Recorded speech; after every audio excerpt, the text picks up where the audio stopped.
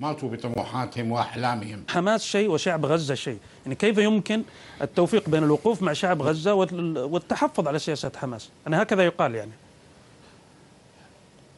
يعني شعب غزة في قلوبنا، وهم بشر وأشقاء وعرب ومسلمون ونصارى، وبالتالي نحن معهم قلبا وقالبا. لكن ما سلط عليهم من هذه القيادات الإخوانية الدموية التي لا تريد لهذه الأمة العربية أن تنهض وتريد أن تجرها في المعارك الجانبية والأهلية. انظر الآن، يعني يفترض أن هذه الحرب الآن في غزة يفترض أن توقف كل الحروب الأهلية الموجودة في مصر والعراق واليمن وليبيا. يعني على الذين يتقاتلون الآن، أو منهم طبعا جزء كبير منهم سوريا، طبعا الإخوان المسلمين لهم دور أساسي، اللي هم أحد الأفرع الذراع العسكري حماس لهم.